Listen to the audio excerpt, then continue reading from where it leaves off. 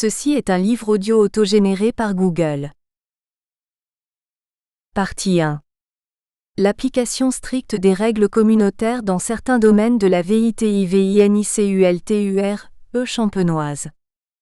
Dans les années 50, lors des prémices de la construction européenne, la France lance l'idée de l'introduction de la vitiviniculture parmi les secteurs de l'agriculture devant être gérés au niveau communautaire. Le soutien français à ce projet est indéfectible et aboutit effectivement à l'adoption d'une organisation commune du marché des vins. D'ailleurs, dès 1962, le règlement numéro 24 reconnaît dans ses considérants que la production vitivinicole constitue un élément important du revenu agricole et que l'organisation commune doit tendre à une stabilisation des marchés des prix par une adaptation des ressources aux besoins, adaptation fondée notamment sur une politique de qualité.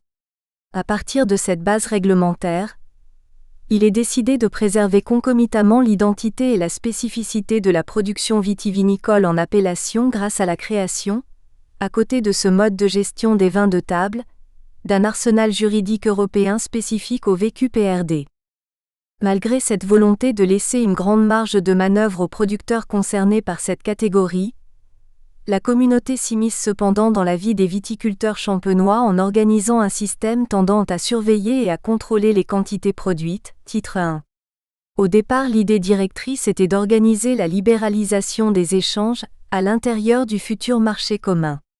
Or, très rapidement au début des années 70, la consommation de vin diminue et les récoltes s'avèrent excédentaires. En réaction, la communauté modifie les orientations initiales afin de tenter d'adapter le potentiel viticole européen aux besoins du marché.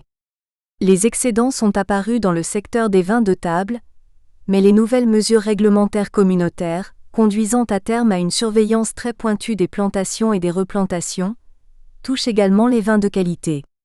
Même si ces derniers continuent de bénéficier d'un régime plus souple que les vins de table, le potentiel de production, en Champagne, reste sous le contrôle de l'Union européenne. Par ailleurs, tout en acceptant de prendre en compte les méthodes traditionnelles de production des VQPRD, les instances communautaires prônent un contrôle de la qualité par le biais d'une stricte réglementation en matière de vinification, titre 2. Chacun est libre d'utiliser la technique de fabrication de son choix, mais ceci doit se faire dans le respect d'un certain nombre de pratiques et de traitements œnologiques autorisés par la communauté. Ces éléments sont détaillés à travers différents textes très techniques, servant de référence à toutes les appellations. De plus, ces documents ont pris depuis les années 90 une nouvelle dimension en devenant les garants de la sécurité alimentaire des consommateurs.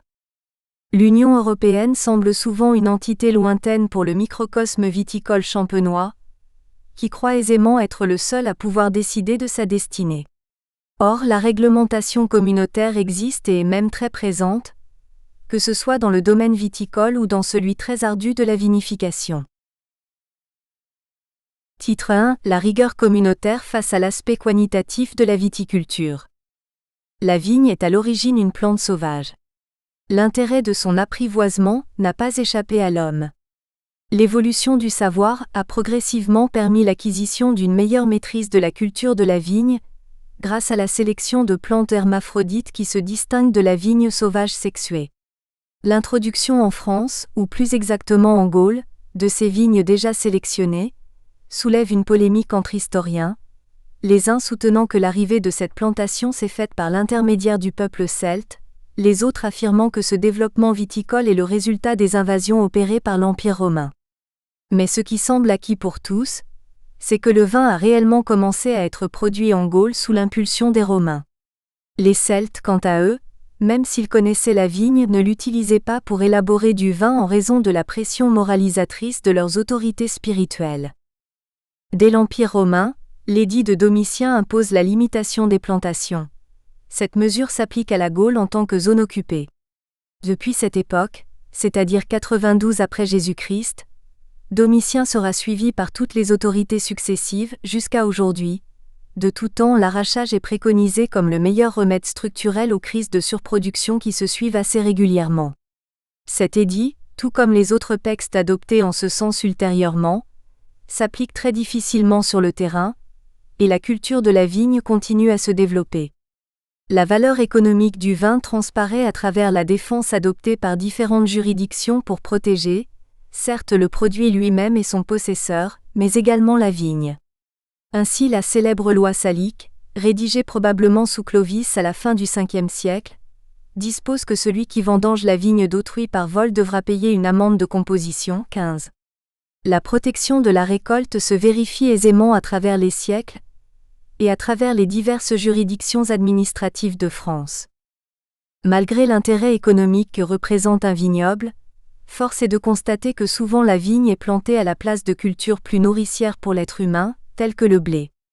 En conséquence, le pouvoir royal accuse la vigne d'être une cause de disette et souhaite donc en limiter la plantation. Ce type de mesure est adopté en 1725 par le Conseil d'État pour les régions d'Anjou, de la Touraine et de la Guyenne, puis se généralise sur tout le royaume à partir de 1731-17. Cette volonté de restriction des plantations, valable à toutes les époques, bien qu'ayant été peu suivie des faits, est également souhaitée par les producteurs de grands crus refusant l'augmentation inconsidérée des surfaces en production, car celles-ci permettent une hausse des volumes produits et par conséquent entraînent une chute des cours. Seule la nature avec les maladies qu'elle amène à la vigne réussit vraiment à freiner et même à réduire les surfaces plantées en France. La crise de l'oïdium peu après 1850, puis le phylloxéra à partir de 1866. Après cette incontrôlable diminution des surfaces, la reconstitution du vignoble se fait progressivement, la Première Guerre mondiale, la crise économique des années 30 puis la Seconde Guerre mondiale venant largement reléguer au second plan les préoccupations viticoles des Français. Puis dans les années 50, les hommes politiques parlent déjà d'une communauté économique européenne incluant l'agriculture et par ricochet la viticulture. Ce secteur économique semble organisé de manière très différente d'un pays à l'autre, mais la consommation est élevée à cette époque et la production pas encore excédentaire. Pour les autorités communautaires, chacun est donc libre de planter de la vigne comme bon lui semble. Dès l'apparition des premiers signes évidents de surproduction dans les années 70, la communauté adopte le principe général d'interdiction de planter de nouvelles parcelles qui cependant est immédiatement suivi d'une dérogation à l'intention des VQPRD. Chapitre 1. Par ce moyen ancestral, les autorités souhaitent donc réguler la production, afin d'aboutir à une équation parfaite entre l'offre et la demande. Cette méthode a pour conséquence un contrôle accru des droits de plantation et de replantation en raison des enjeux juridiques et économiques, chapitre 2, qu'il représente. Chapitre 1. Le principe général d'interdiction de plantation. L'exception REGLEMENTAIREACCORDEE au VQPRD. Durant les discussions concernant la nouvelle orientation à donner à la politique viticole européenne, les plantations ont souvent été au cœur de débats houleux. Les perspectives économiques que représentent ces droits de planter sont souvent venues exacerber les tensions existantes. Après consultation et réflexion, la communauté opte pour la prorogation jusqu'au 31 juillet 2010 du système ultérieurement mis en place et qui prône le principe d'interdiction de plantation. Après des années d'excédents structurels, l'Union européenne considère en 1999 que l'équilibre du marché, bien que de manière relativement lente et difficile, s'est amélioré grâce pour l'essentiel aux restrictions en vigueur en matière de plantation. En conséquence, il paraît nécessaire aux acteurs européens de limiter de la sorte l'exercice du droit de propriété des producteurs conformément à l'intérêt général. Ce choix s'intègre plus largement dans la volonté de mieux adapter l'offre à la demande. Dans cette perspective, le règlement 1493/99 prévoit un certain nombre de mesures relatives à la gestion du potentiel viticole. Ce dernier fait l'objet d'une attention toute particulière de la part de l'Union européenne, car depuis la signature dans les années 90 d'un certain nombre d'accords commerciaux, la liberté d'agir sur le marché des vins s'est considérablement réduite. Désormais, pour réguler ce secteur et pour le préserver face aux vins étrangers, l'Europe ne dispose plus de barrières douanières et d'autres systèmes de protection économique. Les textes doivent mettre en œuvre un règlement permettant d'intégrer ces grands changements commerciaux pour assurer la pérennité de la viticulture européenne. La maîtrise du potentiel de production, tout comme les mécanismes de marché, est aujourd'hui un pilier essentiel de cette régulation. En dehors de ce contrôle de plantation, le texte de 1999 prévoit des mesures pour avoir une connaissance plus précise des surfaces plantées dans chaque pays, envisage également la possibilité d'abandonner la culture des vignes sans débouchés, ou encore de restructurer et reconvertir le vignoble afin de le rendre autonome par rapport aux aides communautaires et de permettre une commercialisation satisfaisante des vins produits. Cette rigueur réglementaire face aux droits de plantation intéresse avant tout le secteur des vins de table. D'autres domaines bénéficient de dérogations pour être autorisés à planter, non pas librement, mais dans des limites fixées explicitement dans ce texte de base.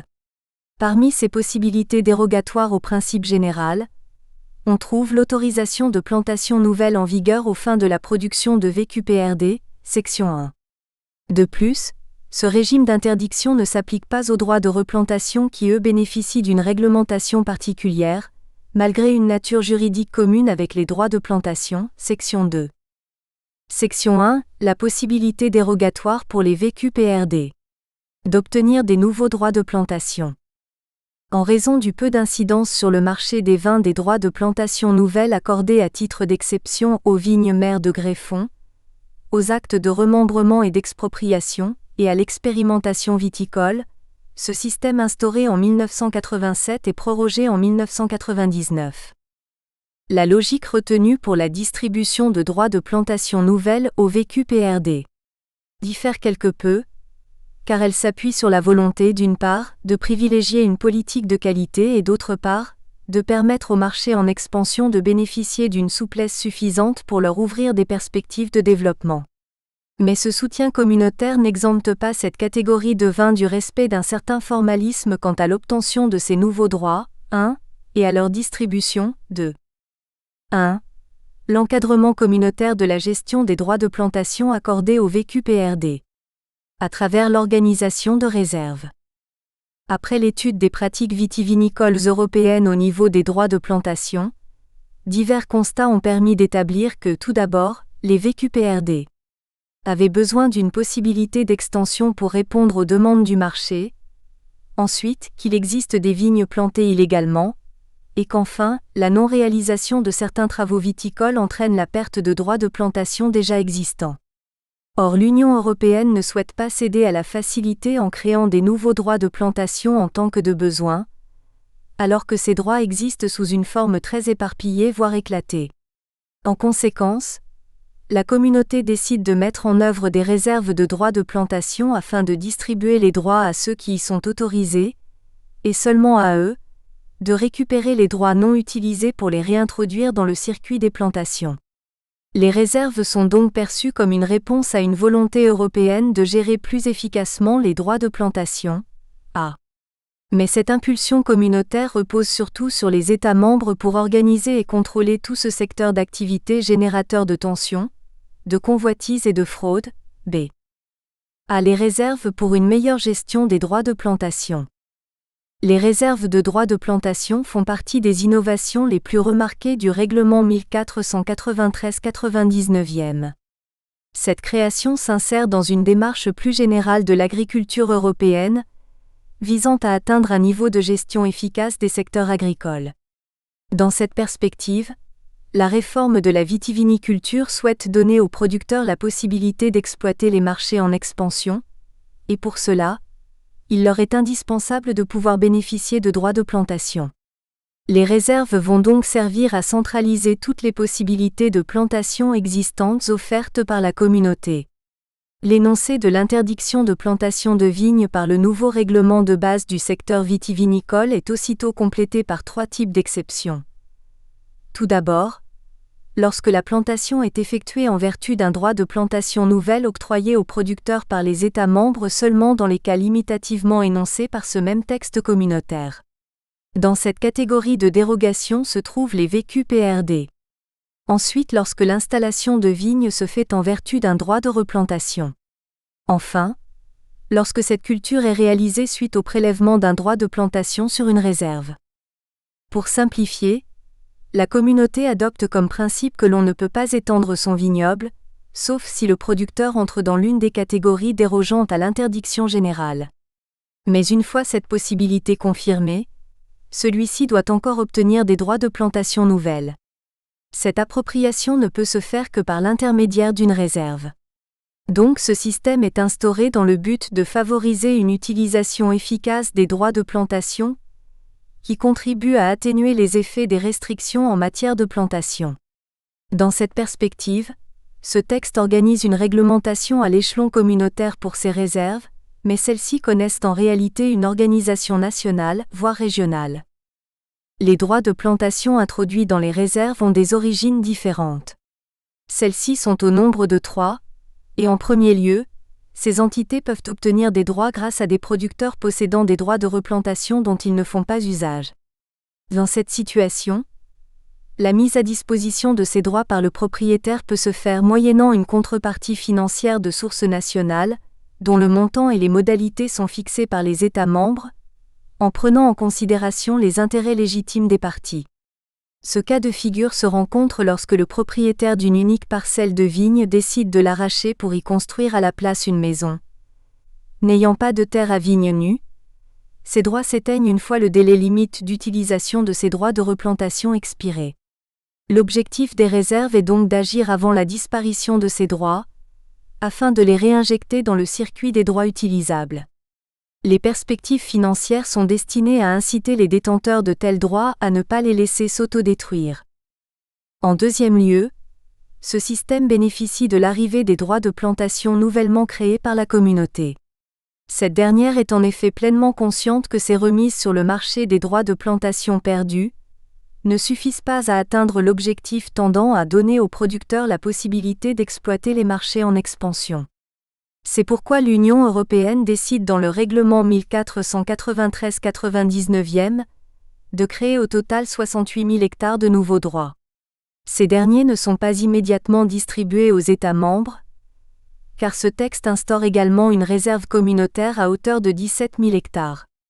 Ce sont les 51 000 hectares restants qui sont destinés à chaque pays à raison de 1,5% à 2% de leur superficie totale. Ainsi chaque État inclut dans sa ou ses réserves le montant des plantations dans la limite d'un plafond fixé par le règlement de base.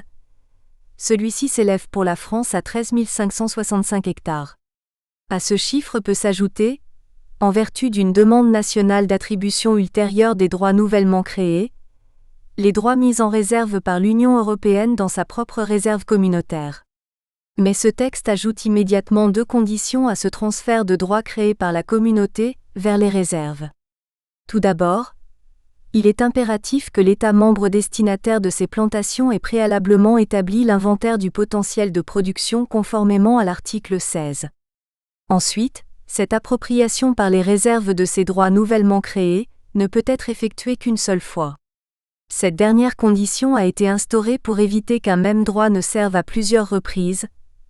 Ainsi, un droit nouvellement créé perd cette terminologie et s'éteint dès qu'il a été utilisé une fois. Celui-ci peut ensuite devenir un droit de replantation consécutif à un arrachage, mais il ne sera plus jamais un droit de plantation nouvellement créé.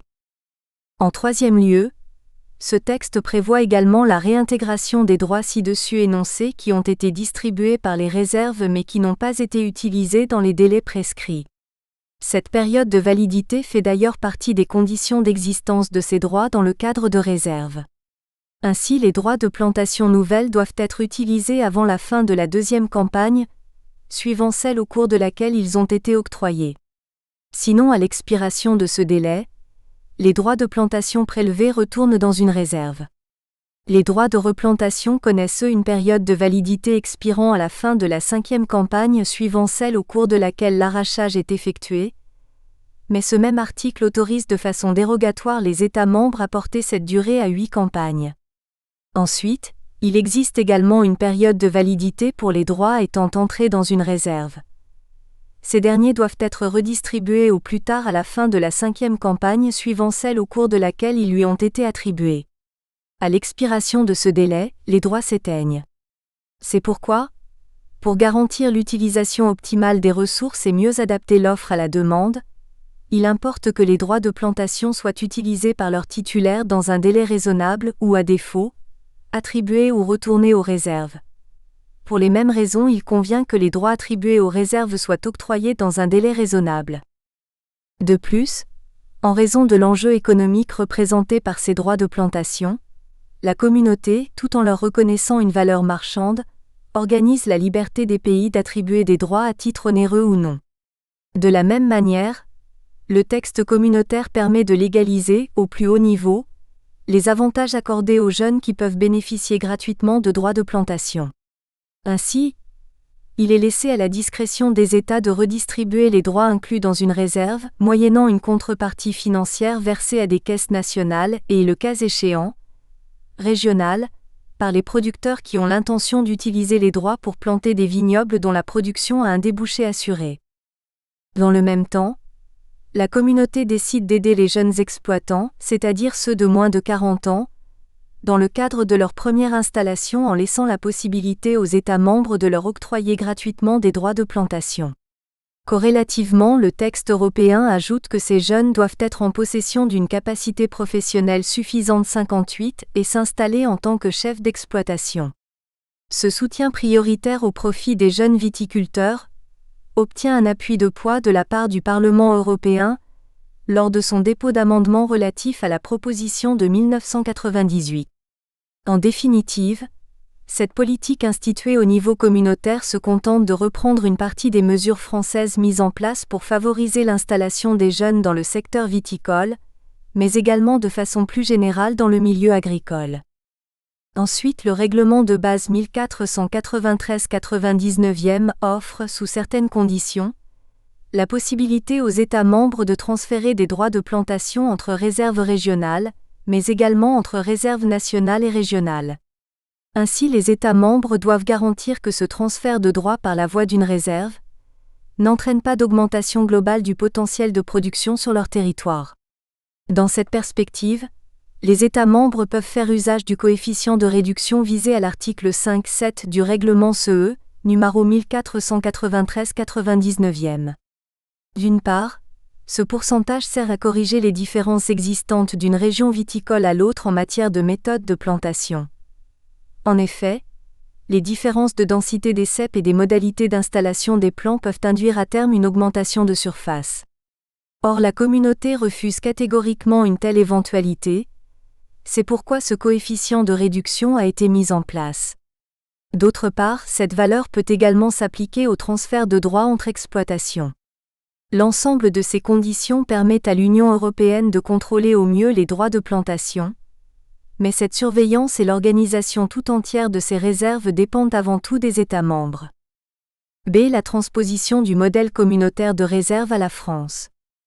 L'ensemble des professionnels de la filière n'a pas caché son soutien très majoritaire vis-à-vis d'une réserve à l'échelon régional, afin de conserver un certain contrôle local quant à la distribution de ces droits.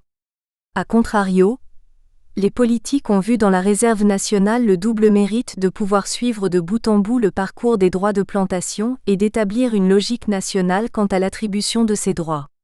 Cette possibilité de choisir au niveau de chaque État membre entre l'établissement d'une réserve nationale et ou régionale est inscrite dans le règlement de base 1493/99. La première des libertés laissées aux États membres par la communauté à titre dérogatoire est celle de ne pas appliquer le système de réserve. Mais cette possibilité est aussitôt assortie de l'obligation d'organiser un mécanisme permettant d'arriver à un résultat identique, à savoir, une gestion efficace des droits de plantation.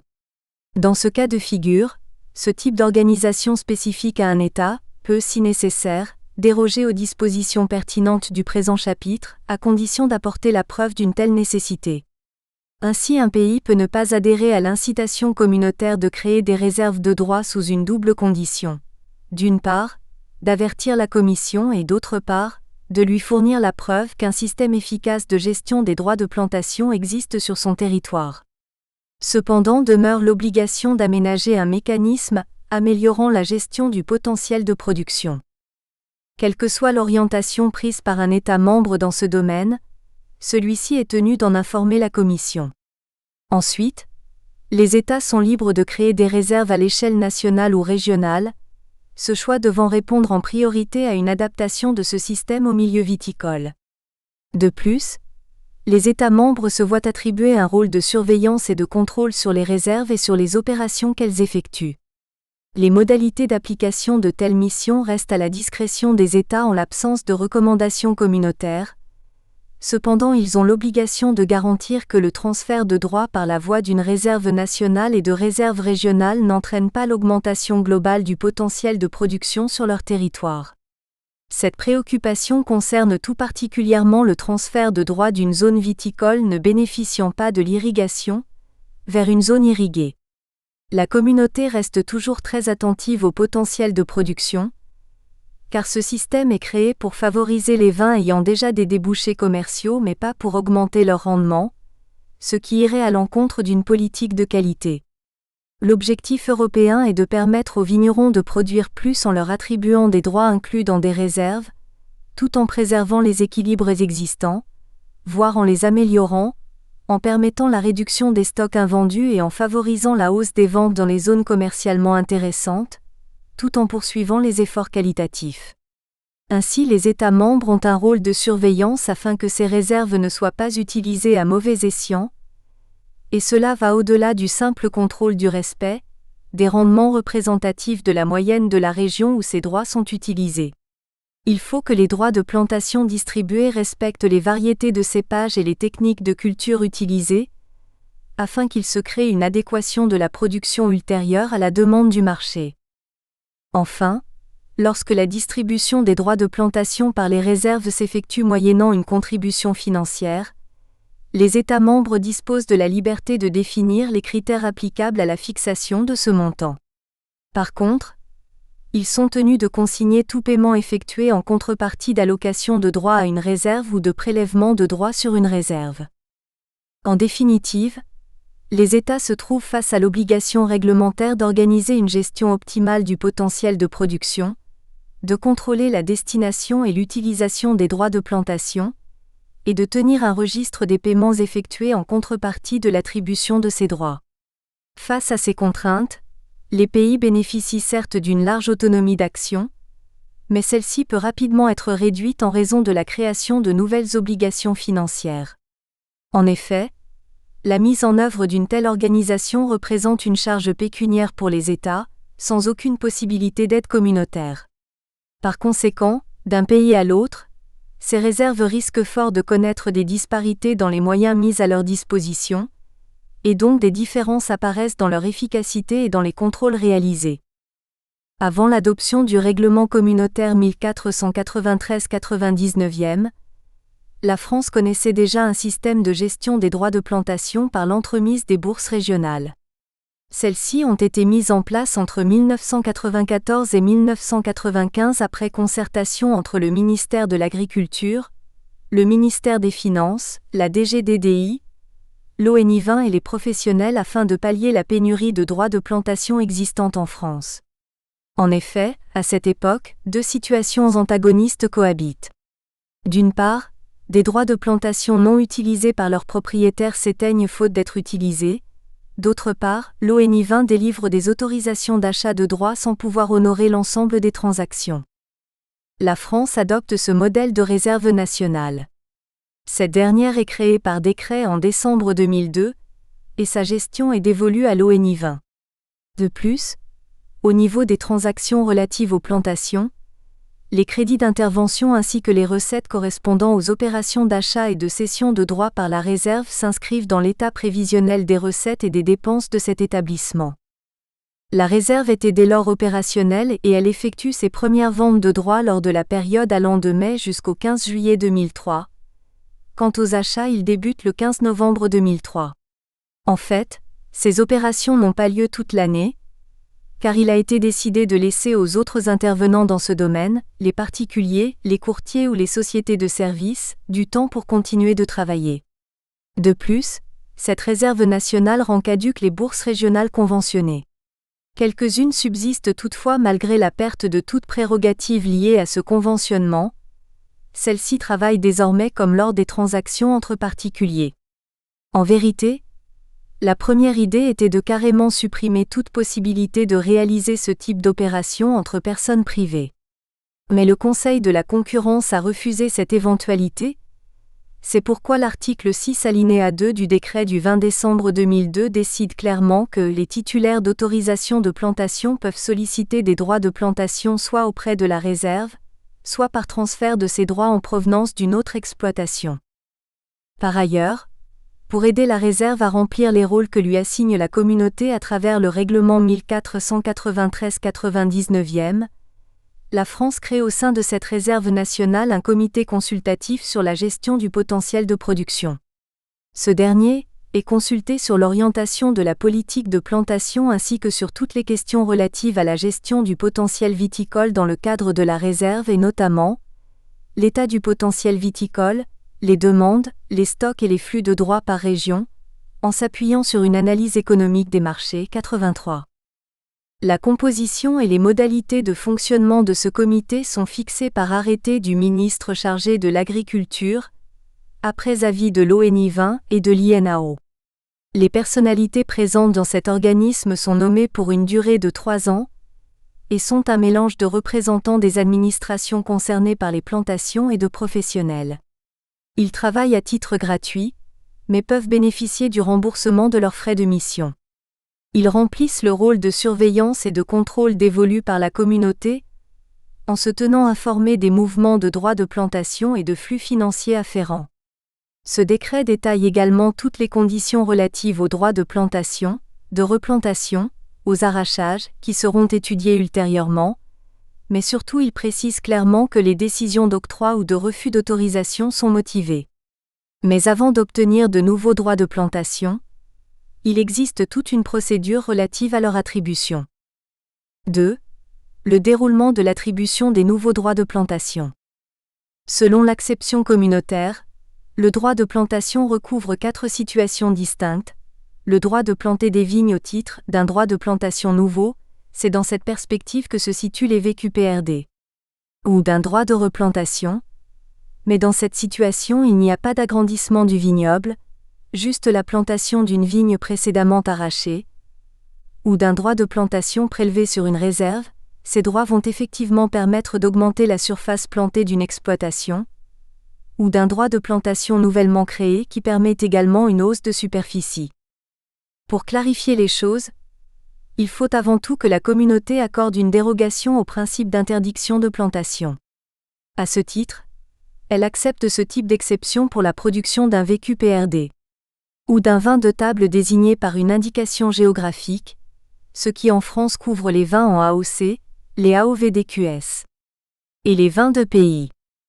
Ensuite, il faut concrètement obtenir ces droits, cette première étape n'étant en quelque sorte qu'un sésame préalable et virtuel pour aboutir réellement à l'obtention de ces plantations. Cette concrétisation s'effectue par les 2 moyens précédemment exprimés, à savoir par l'attribution de droits présents dans les réserves ou, en cas d'insuffisance, par la création de nouveaux droits de plantation par la communauté. A. Une fois l'ensemble de ces droits réunis au sein de la réserve nationale française, une dernière étape est à franchir, celle de la distribution nationale puis régionale de ces droits de plantation. B. A. Les modalités d'obtention de nouveaux droits de plantation au sein de la communauté. Bien avant que les instances nationales n'émettent de propositions en matière de demande de droits de plantation, tout un cheminement s'effectue afin de partir de la base, c'est-à-dire des demandeurs, en l'occurrence les viticulteurs, jusqu'à l'échelon étatique. Ainsi, au départ, ce sont en premier lieu les exploitants viticoles qui sont concernés par ce sujet et ce sont eux qui bénéficient de ces droits. Mais un producteur à titre individuel ne peut pas envoyer directement sa demande à Bruxelles. Celle-ci doit tout d'abord être centralisée au niveau régional par l'interprofession ou par le syndicat local. En effet, à l'exemple de la Champagne, ce sont les organismes dirigeant les zones viticoles concernées qui déterminent les quantités de plantation nécessaires à la région. Après une période de 5 ans d'arrêt total de l'extension de l'aire d'appellation Champagne, un débat est lancé en 1998 pour connaître l'opinion des différentes instances professionnelles sur la question de la reprise des plantations. Après la concertation des nombreuses sections locales du syndicat général des vignerons, un vote intervient le 7 septembre 1998 lors de l'Assemblée générale. Les délégués locaux à 75,5% 96 approuvent cette relance des plantations. La position est identique du côté des négociants. ce qui permet ensuite au CIVC de décider de présenter une demande de 1500 hectares supplémentaires sur 5 ans devant le Comité national des vins et eaux-de-vie de l'INAO. Ce chiffre n'est pas le résultat du hasard. Il prend compte la superficie appartenant à l'aire d'appellation Champagne qui n'est pas encore plantée, terre à vigne nue, et de plus prend en compte une étude économique réalisée sur l'état des stocks et les perspectives commerciales. D'ailleurs, depuis le règlement 1493/99, il est clairement précisé que les États membres peuvent octroyer des droits de plantation nouveaux pour la production de VQPRD. Il a été reconnu que, du fait de sa qualité, la production du vin en question est largement inférieure à la demande. Ainsi, lorsqu'un syndicat ou une interprofession transmet un dossier de demande de plantation à l'INAO, celui-ci doit vérifier que ses prétentions ne sont pas exorbitantes.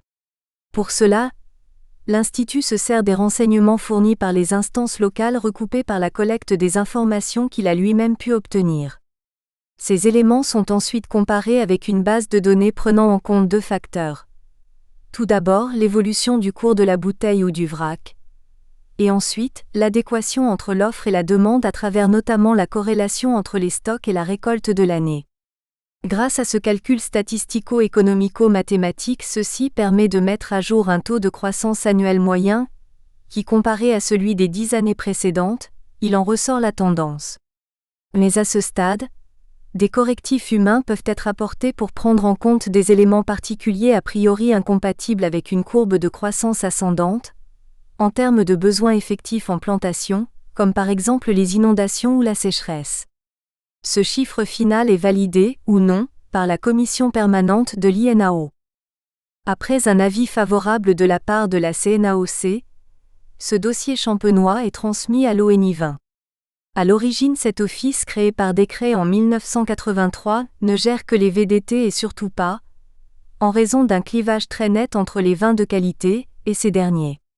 Cependant, depuis une loi de 1986, cet organe est un intermédiaire entre la Commission de Bruxelles et les producteurs de VDT.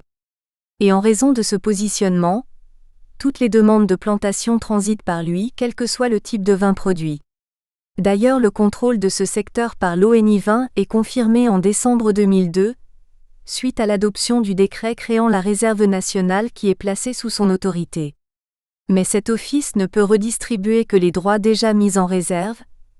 Il ne négocie pas la création de droits de plantation nouveaux au sein de l'Union. Ces tractations sont l'œuvre des ministères chargés de ce dossier, essentiellement le ministère de l'Agriculture, et ont pour base les demandes transmises par l'INAO à l'ONI20.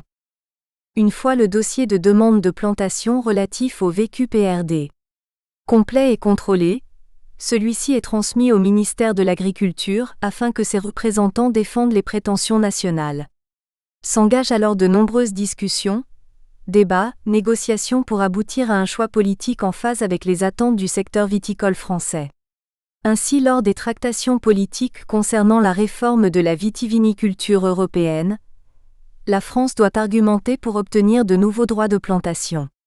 Les délégués français font prévaloir l'intérêt économique à favoriser les VQPRD par rapport aux VDT.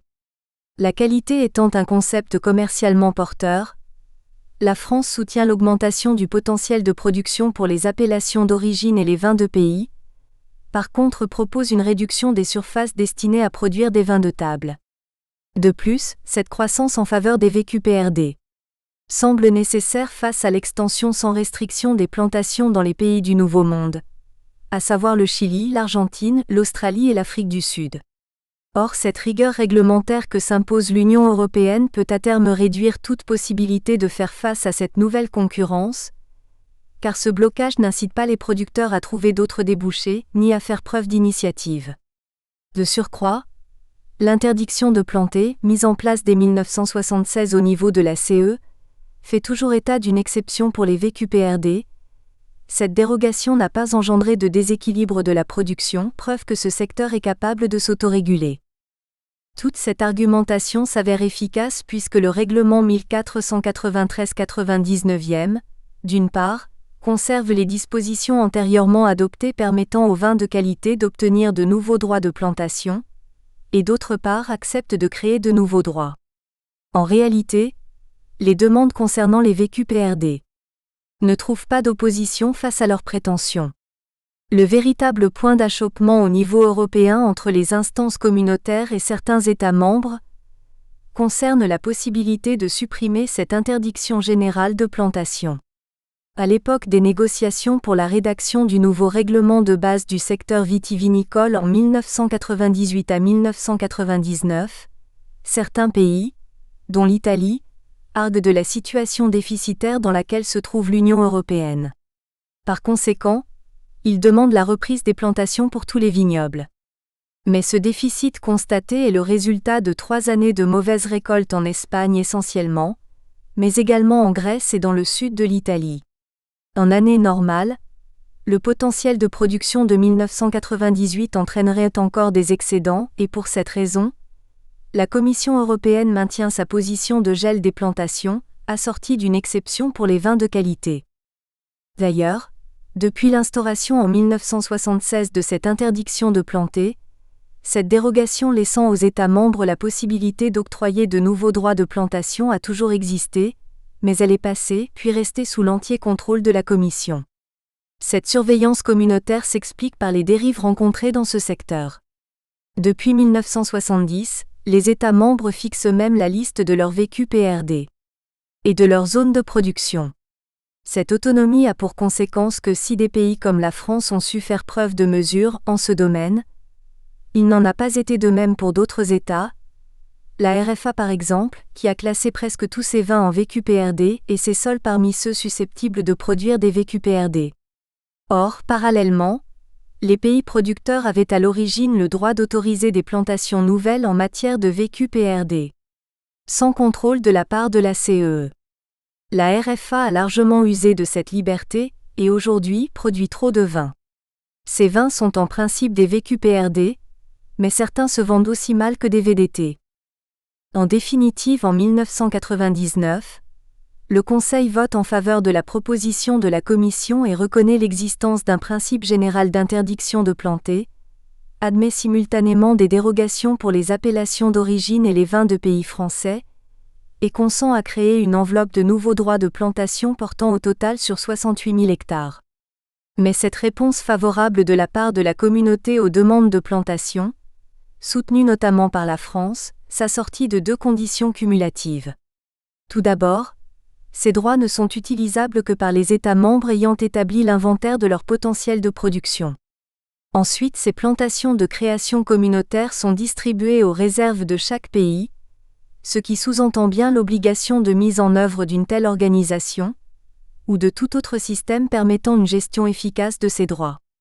Lorsque la communauté donne son aval pour l'établissement de nouveaux droits de plantation, et si l'État membre en bénéficiant remplit toutes les conditions requises, il ne reste plus ensuite à ce dernier qu'à redistribuer ces droits. B. La distribution des droits de plantation.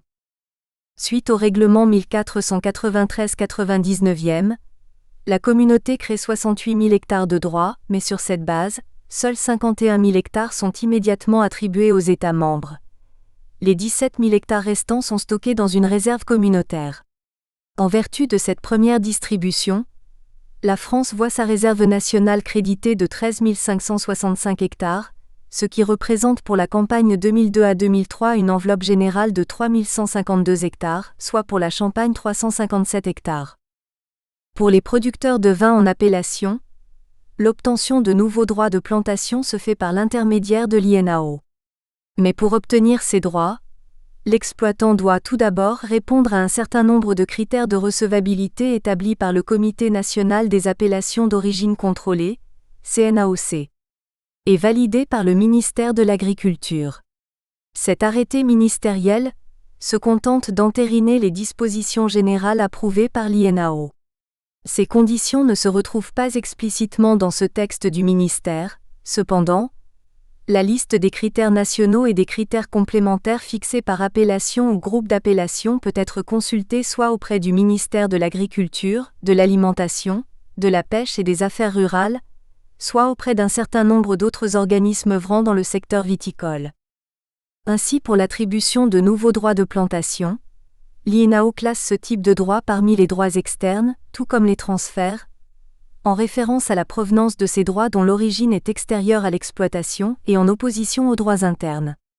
En toute logique, l'Institut annonce, en guise de préambule relatif à ces critères généraux, que des droits de plantation externes ne peuvent être distribués que si l'exploitant n'a pas de droit de replantation disponible ou s'il en dispose en quantité insuffisante. De plus, ces autorisations de plantation seront délivrées sous réserve que les viticulteurs respectent 9 conditions cumulatives auxquelles s'ajoutent des critères de priorité. L'ensemble de ces critères nationaux s'imposent à tous et à toutes les régions en appellation. Les professionnels locaux ne peuvent qu'ajouter d'autres conditions rendant alors l'obtention des droits de plantation encore plus difficile et plus contrôlée. En Champagne, il reste environ 2000 hectares à planter sur les 34 000 hectares en AOC. Les ventes de terrain ne représentant chaque année que 0,8% des surfaces totales, le seul moyen de s'agrandir pour un exploitant est donc d'obtenir de nouveaux droits de plantation. En conséquence, la forte pression des viticulteurs pour obtenir des nouveaux droits de plantation a incité le CIVC à ajouter aux critères nationaux d'autres conditions régionales de recevabilité et de priorité. Cette surveillance poussée du CIVC vis-à-vis du potentiel de production est proportionnelle aux répercussions possibles de ces droits sur l'économie champenoise. C'est pourquoi ce sujet est très étroitement lié à l'extension de l'aire d'appellation Champagne. Car lorsque la Champagne ne disposera plus de cette marge de manœuvre sur le potentiel, que se passera-t-il ? Décidera-t-elle d'augmenter son aire géographique ? S'orientera-t-elle vers la gestion d'une économie de pénurie ? De grands débats en perspective. Mais les plantations ne servent pas toujours à agrandir une exploitation, elles peuvent également servir à renouveler et à assainir des vignes existantes, et dans ce cas de figure on parle alors de droit de replantation. Section 2 L'interdiction générale des plantations nouvelles et le principe d'autorisation conditionnée des droits de replantation. L'ambiguïté du terme droit de plantation vient du fait qu'il recouvre des origines différentes. Pour simplifier, il existe 2 grandes catégories de droits de plantation, ceux qui permettent la création ou l'extension d'un vignoble, et ceux qui ne font que remplacer des surfaces déjà existantes et ayant fait l'objet d'une opération d'arrachage. 1. Malgré l'existence depuis les années 70 du principe d'interdiction de planter de nouvelles vignes, le droit de replantation n'a lui jamais été remis en cause par la communauté qui considère cet acte comme un élément normal pour le renouvellement des cultures. Cependant, cette reconnaissance n'est pas antinomique d'une réglementation communautaire sur ces replantations, d'autant plus que la rareté des droits de plantation nouveaux a entraîné une surenchère sur les droits de replantation que convoitent certains viticulteurs grâce à la possibilité de transfert de ces droits. Les risques de dérapage, voire d'abus, dans ce domaine ont incité la communauté, mais également les États membres comme la France, à devenir plus rigoureux en établissant plus de contrôle. 2. À travers les développements de ce paragraphe, il est intéressant de connaître le mode d'articulation existant entre le droit communautaire et le droit national français, sachant que le règlement 1493/99 énonce que les États membres peuvent adopter des réglementations nationales plus restrictives en matière de plantation nouvelle ou de replantation de vignes. La communauté garde donc en l'espèce la maîtrise du potentiel de production, mais elle autorise consécutivement les nations viticoles européennes à prendre des mesures encore plus rigoureuses. En définitive, cela va parfaitement dans le sens de la politique générale de maîtrise et de contrôle de ce potentiel, puisque, pour rappel, en matière de VQPRD, la communauté ne dispose pas d'autres moyens de pression, excepté une certaine forme de distillation. 1. Le droit de replantation, droit issu de l'opération d'arrachage. Selon la définition communautaire contenue dans le règlement 1493/99, par droit de replantation, on entend le droit de planter des vignes sur une superficie équivalente en culture pure à celle où des vignes ont été arrachées ou doivent l'être dans les conditions énoncées à l'article 4 et à l'article 5 paragraphe 8. Il en ressort tout d'abord que ce droit a pour origine une opération d'arrachage des ceps de vigne, A, et ensuite qu'il existe des conditions communautaires relatives à cette possibilité de replantation, B.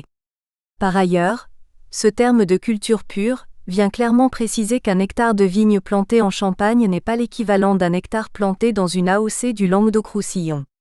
La notoriété du vin ou le prix des terres n'a rien à voir avec ce terme qui fait simplement référence à la densité de plantation, qui est de 10 000 pieds par hectare dans le premier cas, et de 4 000 pieds par hectare dans le second. C'est ce pourcentage qui doit être pris en compte lors de la replantation. À l'origine du droit de replantation, un arrachage. La replantation consiste à remplacer des droits de plantation, ayant subi précédemment une opération d'arrachage. Cette dernière est d'ailleurs définie au niveau communautaire comme l'élimination complète des souches se trouvant sur un terrain planté en vigne. Les principales raisons incitant, voire obligeant un viticulteur à effectuer une opération d'arrachage, sont de deux ordres. Tout d'abord, ce travail est souhaitable lorsque les vignes atteignent un certain âge. Bien que la durée de vie de ce végétal puisse facilement aller au-delà des 50 ans, il est économiquement nécessaire de renouveler régulièrement et de façon raisonnée l'ensemble de l'exploitation, sinon à terme le risque est de détenir un vignoble trop usé et quasiment inexploitable. Pour un bon équilibre financier, les experts recommandent de n'arracher que 10% de son exploitation à la fois, et d'espacer dans le temps cette opération pour que la prochaine vigne à déraciner coïncide, au moins, avec l'entrée en production de la surface replantée. Ensuite, cet arrachage peut s'avérer nécessaire dans la perspective d'un assainissement du vignoble. Il arrive en effet que certaines maladies comme le cournouet obligent le vigneron à arracher une vigne au bout d'une dizaine d'années, car le mal entame la qualité de la récolte et ou sa quantité. L'arrachage est donc un acte banal pour un viticulteur, et il semble également l'être pour le législateur, car en 1953 il est encore énoncé comme une évidence que le droit de replantation naît de l'arrachage d'une superficie équivalente. Il est exact que tout droit de replantation est issu à l'origine de ce type d'opération, mais la réciproque ne se vérifie pas. Il existe effectivement des situations répertoriées par le droit communautaire, où l'arrachage ne fait pas naître de droit de replantation. C'est notamment le cas lorsque la vigne arrachée a été plantée à l'origine en violation d'une interdiction de plantation. Dans ce cas de figure, l'arrachage est considéré comme une sanction, et non pas comme l'aboutissement du cycle de la vie de la vigne. Il en est de même pour les parcelles complantées en variétés de vignes classées, en tant que variétés à raisin de cuve, et plantées à partir du 1er septembre 1998 et dont la production ne pouvait être mise en circulation qu'à destination des distilleries, ou pour les superficies plantées en variétés de vignes aux fins de la production de vin qui ne sont pas mentionnées dans le classement 123 variétal établi par chaque État membre. De même, l'expérimentation viticole peut bénéficier de nouveaux droits de plantation valables pour la durée des expériences, et donc à échéance les vignes sont arrachées sans créer de droit.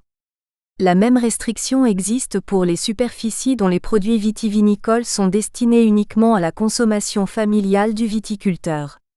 L'article 4.1 du règlement 1227/2000 indique encore deux autres cas où il n'est pas accordé de droit de replantation pour les superficies suivantes. A. Toute superficie de vigne dans la mise en œuvre de mesures de remembrement ou de mesures d'expropriation pour cause d'utilité publique lorsque des droits de plantation nouveaux ont été accordés pour ces superficies au titre de l'article 3.1. C. Les superficies destinées à des vignes mères de greffons pendant la période de production de celles-ci. En vertu de l'article 22 du règlement 1493/99, les États membres peuvent notamment dans ce domaine adopter des mesures plus contraignantes que celles énoncées par le droit communautaire. Ainsi en France, les replantations au sein d'une même exploitation de vignes aptes à produire des VQPRD sont soumises à autorisation selon la procédure définie par l'article L641-16 du Code rural. Cependant, lorsque ces droits de replantation sont issus de l'arrachage de vignes répondant aux conditions de l'aire de production et d'encépagement établies par l'appellation, cette autorisation n'est pas nécessaire. Sauf si, en vertu d'un décret de 1996, le syndicat de défense de l'appellation concernée demande l'établissement d'une telle autorisation. Cette dernière peut être accordée par arrêté conjoint du ministre de l'Agriculture et du ministre chargé du Budget, sur proposition de l'INAO. Par ailleurs, aucun droit de replantation ne peut naître de l'arrachage d'une vigne non cultivée, c'est-à-dire absence de taille et de récolte, pendant une durée de 8 campagnes. De plus, lors de la plantation, si des variétés classées autorisées sont employées, les droits de replantation subissent un abattement de 30%. Face à cet encadrement réglementaire d'origine communautaire et nationale, il est créé une procédure permettant une atténuation des conséquences économiques de l'arrachage, la replantation anticipée. L'opération d'arrachage d'une vigne est certes un geste purement technique et manuel, mais elle relève d'une réflexion puisant ses sources dans la gestion et la comptabilité de l'exploitation. L'arrachage d'une parcelle n'est jamais un acte anodin. Financièrement, il faut compter le coût de l'extraction des souches, puis ajouter la préparation du terrain pour accueillir de nouveaux plants, et enfin, la replantation en elle-même. Au-delà de ces dépenses facilement quantifiables, se greffe la perte de revenus liée à la période durant laquelle le cep de vigne attend pour entrer en production, c'est-à-dire au bout de la 3e récolte. Or, le jeune plant ne nécessite pas moins de soins, ni de traitement que les vignes aptes à produire l'appellation. Pour pallier ce surcoût temporaire, le règlement 1493/99 autorise pour la première fois l'octroi de droits de replantation aux producteurs s'engageant à procéder à l'arrachage d'une superficie plantée en vigne avant la fin de la 3e campagne suivant celle où cette superficie a été plantée. Ce système autorise donc la plantation d'une surface équivalente à celle prochainement arrachée. Ce sont bien des droits de replantation, mais ils sont accordés par anticipation sur l'extraction des ceps. Pour éviter toute dérive et toute tentative de détournement de ce privilège, le producteur constitue une garantie dont le montant est fixé par l'État membre concerné sur la base de critères objectifs et à un niveau proportionné, et suffisamment dissuasif pour ne pas inciter le producteur à rompre avec ses engagements. À cette possibilité de replantation anticipée, est assortie la condition suivant laquelle l'exploitant doit pouvoir démontrer qu'il ne détient pas, ou pas suffisamment, de droits de plantation susceptibles de permettre que toute la superficie considérée soit plantée en vigne.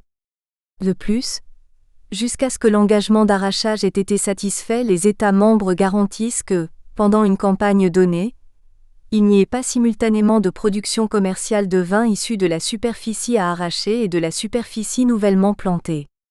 En conséquence, si la condition d'arrachage n'est pas honorée par le viticulteur dans les délais impartis, les plantations réalisées dans ce cadre juridique sont considérées comme plantées en violation de la... Nous espérons que vous avez apprécié cet aperçu. Pour continuer à écouter ce livre audio sur Google Play Livres, utilisez le lien dans la description de la vidéo.